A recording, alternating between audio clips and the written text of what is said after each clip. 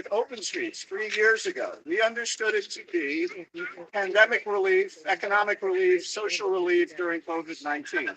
And it absolutely was those things.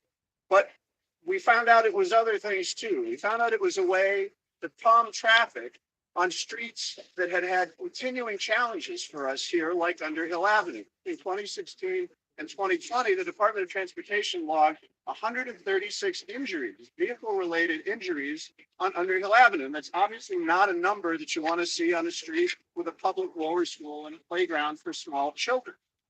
This has been a very effective means to help mitigate that problem, help slow the flow of traffic. And I'm not aware of any such injuries that have happened while the open streets have been in effect since 2020. So that was a real benefit. We also found it was a great way to help build community.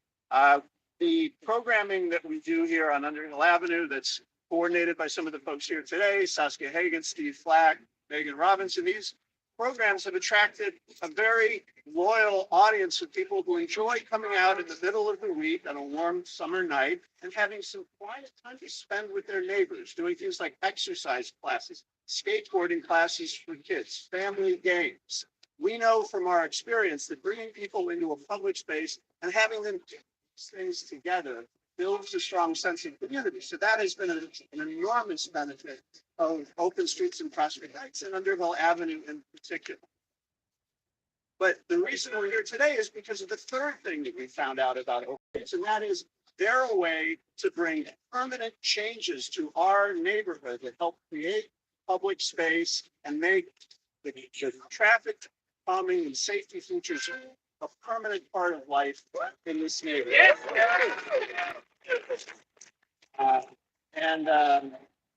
This plaza is the first, but not the last, example of permanent changes coming to our streets in Prospect Heights that are going to have a transformational effect on the neighborhood. You'll hear more about those in a few minutes. But for now, I'd like to also thank our colleagues at the DO2 Public Spaces Unit who are here, Emily Weidenhoff,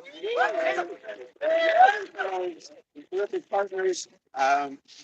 Thank all of you again who helped complete the plaza. I hope that this day is really for you as well. And now I would like to introduce the New York City Commissioner of Transportation, Dennis Rodriguez. So I would like to give a moment of silence to Officer Rivera and Ortiz, who we lost. We just came from the cathedral there where Mayor Adam, police commissioners, and the whole community of police officers, they also were there. Remember two brave police officers another time, Las Vidas and La Chua. We couldn't hear you. But also to, be part of that community for New Yorkers that really care to be sure that we are safe. So I ask for all to join for a moment of silence and remember those two police officers that we lost a year ago.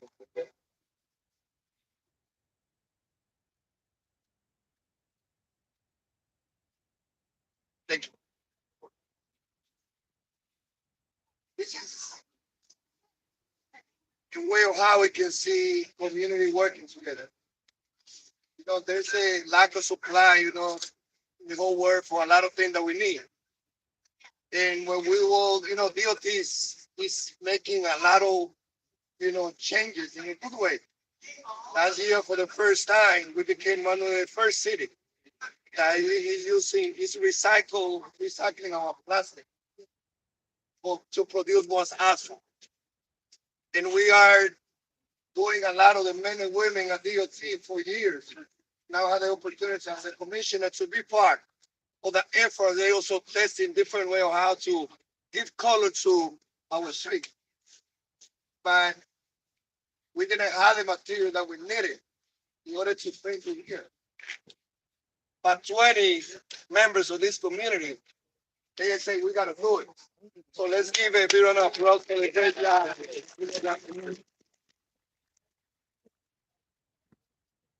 Open street has to be part of how we define New York City. And everyone knows.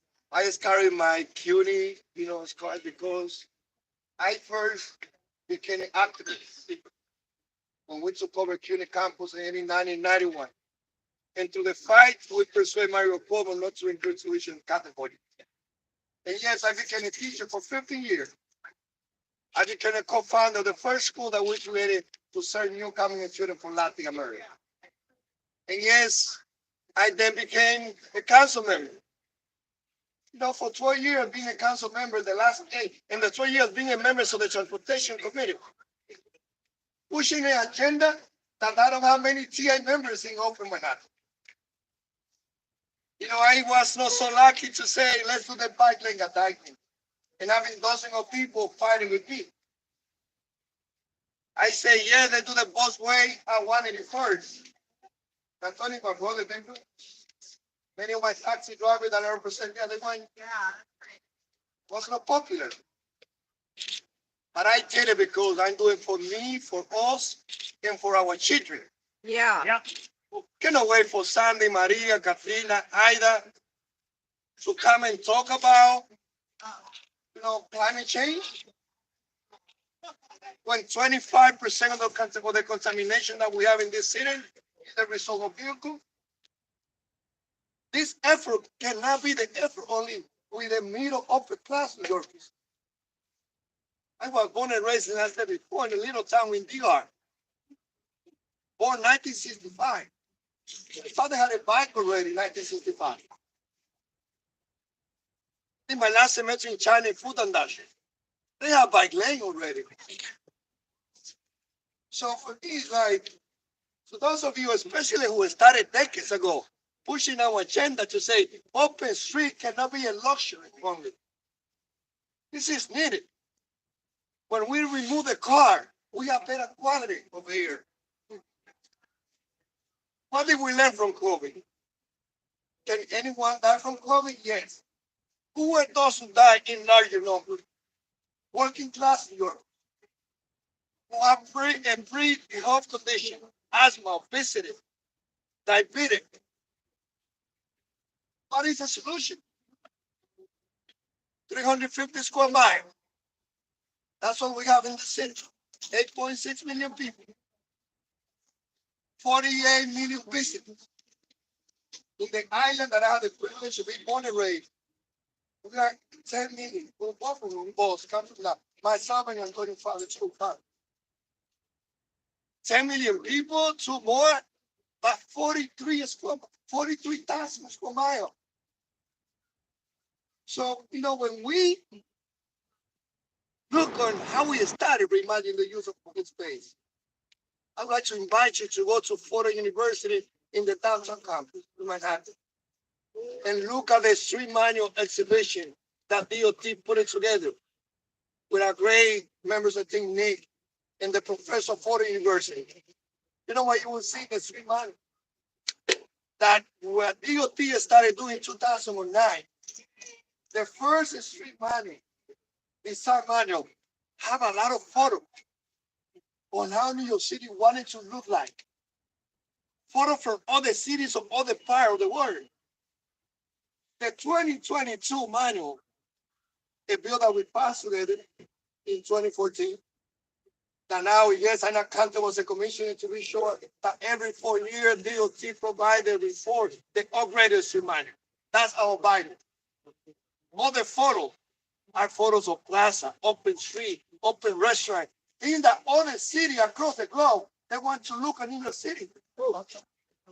We do some mark in the street that when we add those numbers together, we can go 8 times around the globe.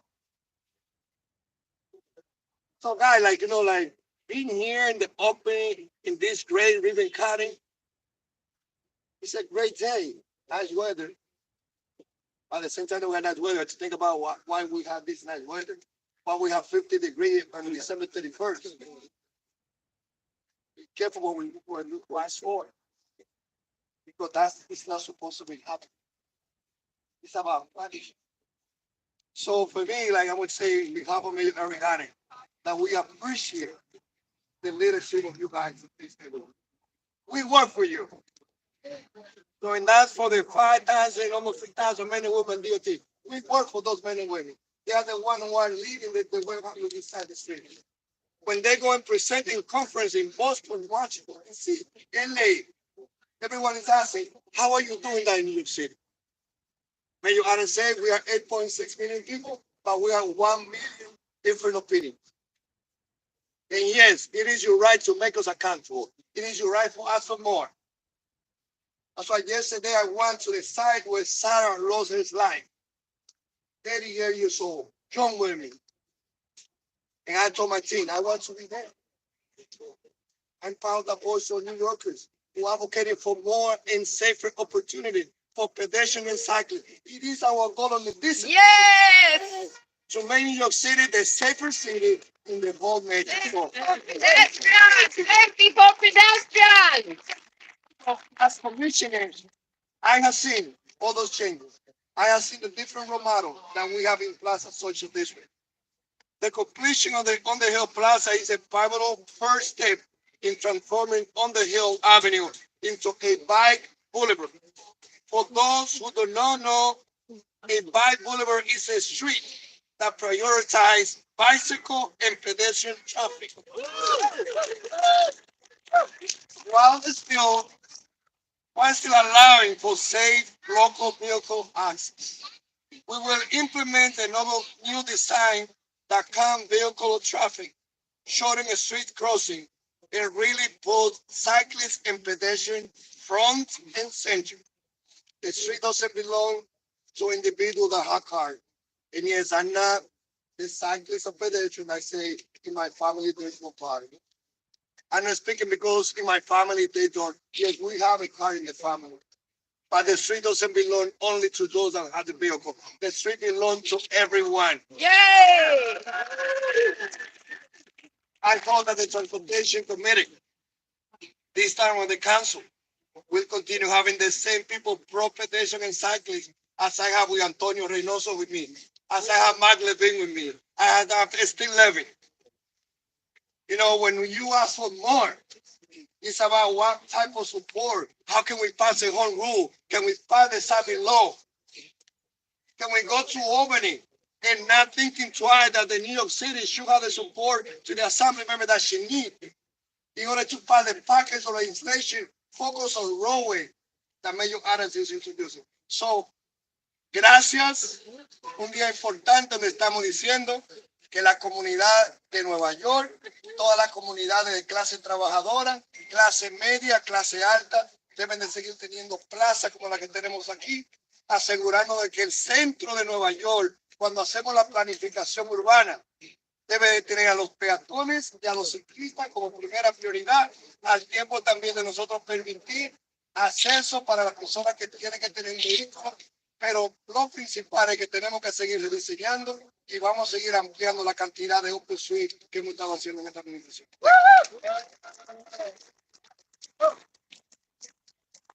Thank you, Commissioner Rodriguez. Thank you again for all of the support that your agency has provided through the Open Space experience. I just want to make one announcement for press.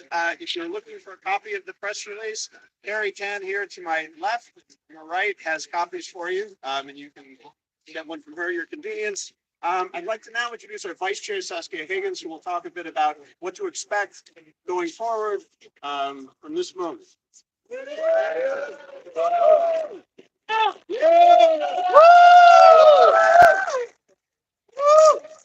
Thank you all for being here to celebrate our new Underhill Plaza with us. Special shout out to those of you who helped change the plaza a few months ago. Very exciting weekend. This plaza to me is the first permanent change, permanent outcome of our Open Street program. So it's very exciting. As you mentioned, the Open Street program has been transformative for our neighborhood. But what's potentially even more exciting is these changes that we're now seeing to our streetscape that are all geared to making the streets safer, especially to pedestrians and cyclists, all road users, and serve to reimagine how we use our public space. This plaza is the first step in that. You may have also noticed in the neighborhood on Washington Avenue, on Vanderbilt, Plaza Street, soon also on Underhill, new curb extensions being installed. Curb extensions are very important to make it a lot safer for pedestrians to cross the street, to make the crossing distance shorter. They increase visibility. They force cars to take turns at a slower pace. These are all measures to make our streets safer, especially for the most vulnerable road users.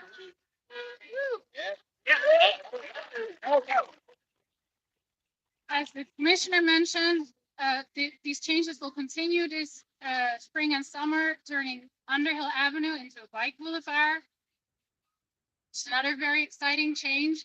And again, all of this is taking what we've learned from the Open Streets program and turning what we're now accomplishing with barriers and a lot of labor in setting up and taking down those barriers into permanent traffic calming measures, making the streets safer and adding public space. All of this right now is being accomplished with paint and planters, as you can see on this very plaza. The next phase of this will be a longer-term project, a capital project with more substantial infrastructure changes that will go beyond paint and planters.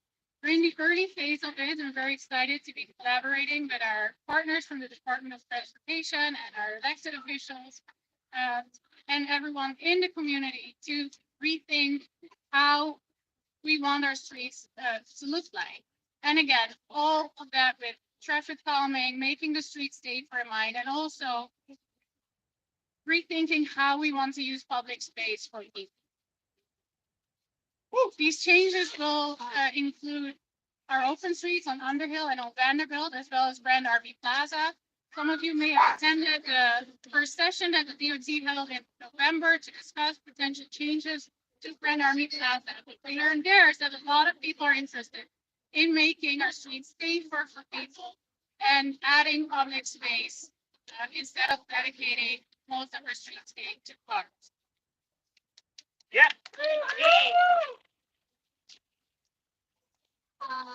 We have heard similar things in our own surveys when we ask people on Vanderbilt what they would like the streets to look like in the future. There's a lot of appetite for prioritizing pedestrians and turning entire blocks into plazas. And I think that's really one of the key accomplishments of the Open Streets program, is that it has really sparked people's imagination by experiencing how we can use our streets.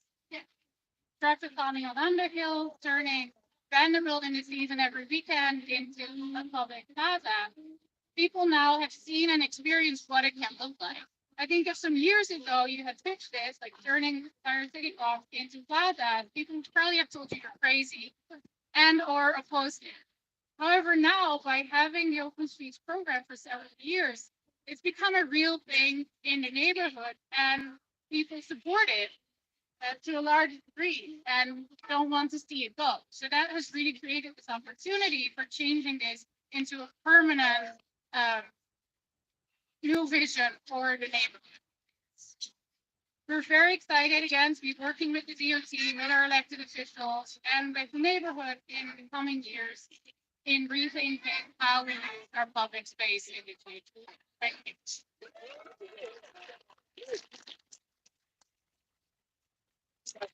Very gratifying to have so many of our elected representatives here with us today. It's my pleasure to introduce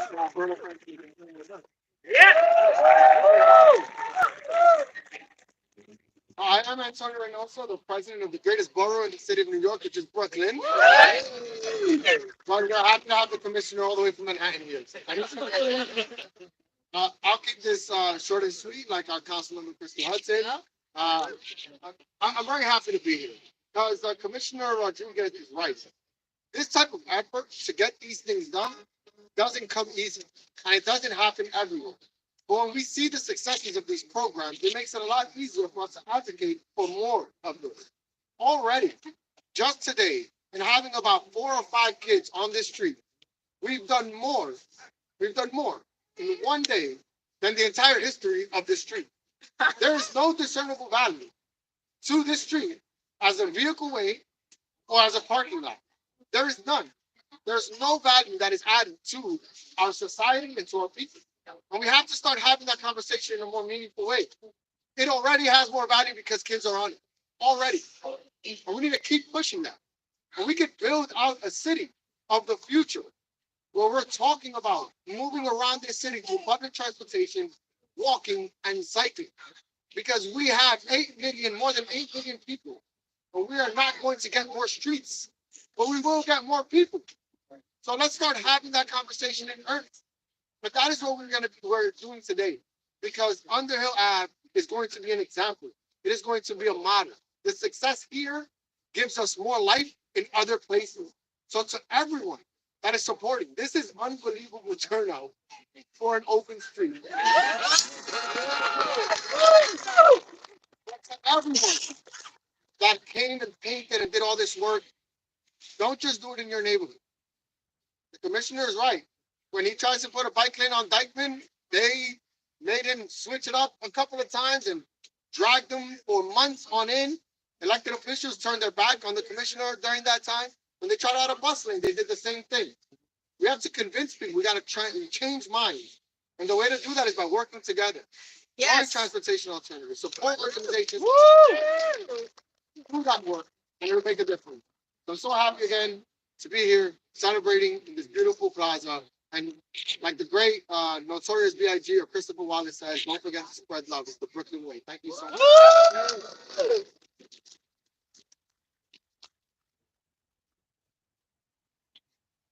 Let me now introduce our city council member, Crystal Hudson. Good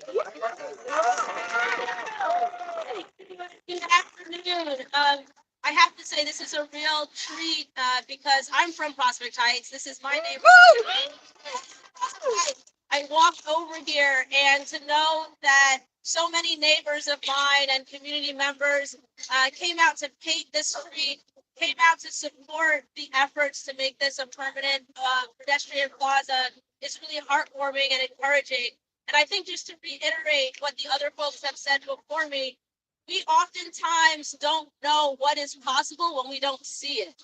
And so this is an opportunity for us to show people across Brooklyn and across New York City what's actually possible when people come together and when we work in collaboration with the city, with city government, with the Department of Transportation. So thank you again to the commissioner. Thank you to Brooklyn Borough Commissioner Keith Bray and all of his team for working so closely with us. I think this is also an example of what happens when government and community actually work closely together and come together for a vision and to execute that vision. So this is a really special occasion. I look forward to many more groundbreakings, ribbon cuttings, openings like these. It's all starting in Prospect Heights, and I'm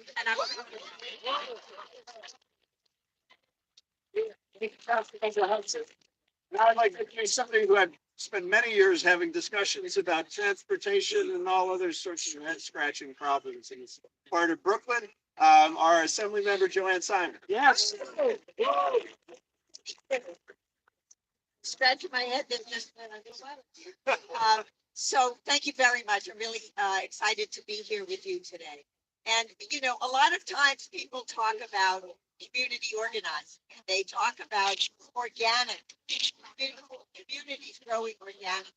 This is what organic looks like. It started with something else. It started with people saying, you know, we need to spend more time outside and beautiful.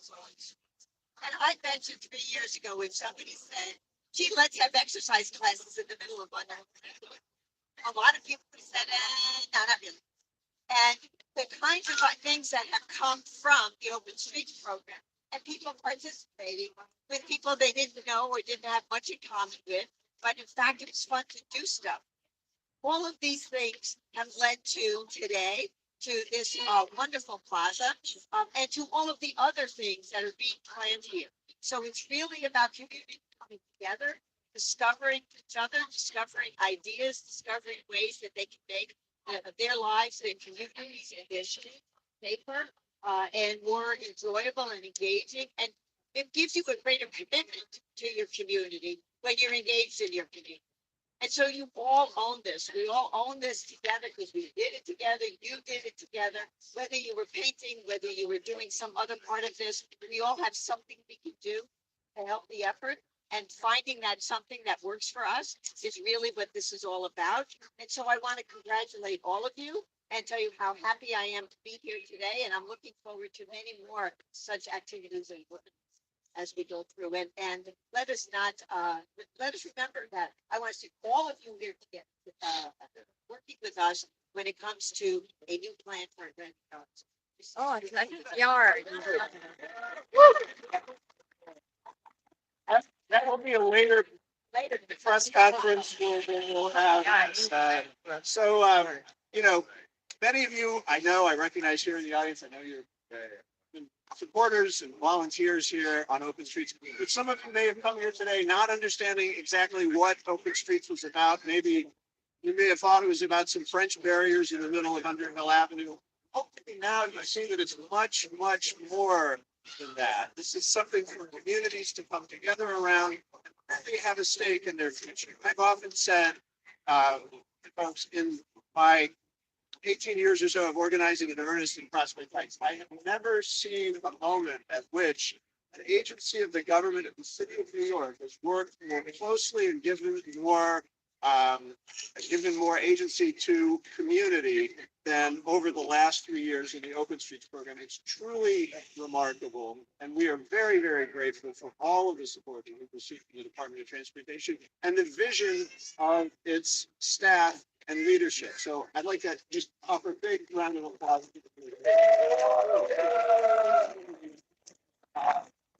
So this is the beginning of something new. It's not the end. This is really, as we've said, the beginning. And if this is something that you're interested in and you think you would like to participate in, that's what we're here for. So we encourage you to join with us as an organization, as a community. Let's work together and transform the streets of Prospect Heights.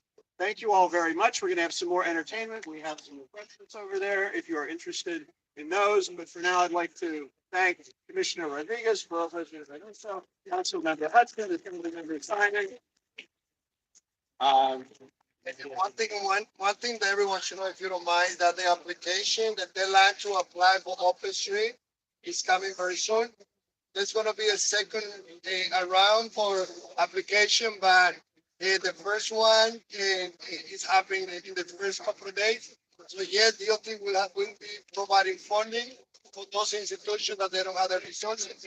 And as you know, Antonio and those of us who were at the council at the time, you know, when we came out with the Open Street during COVID, it was more having the barricade.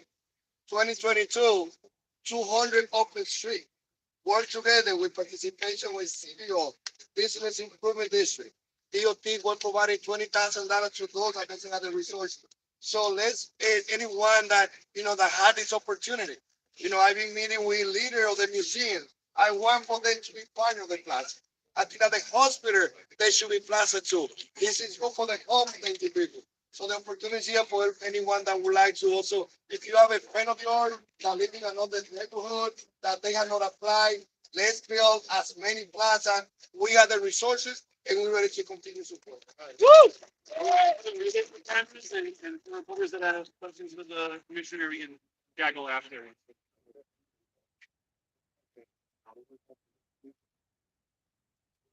Esta es la inauguración de Underhill Plaza en Brooklyn. If you're part of the community and have enjoyed this, can you get behind us? Like everybody, this is your day. This is your day. Really fun. Yes. All the volunteers, everybody.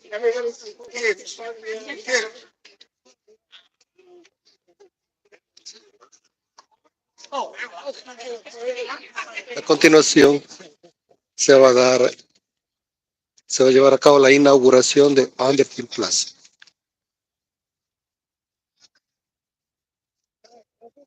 Thank you to Keith, our Brooklyn Board Commissioner. Let's give a round of applause. Ready? Cameras ready? 1, 2, 3.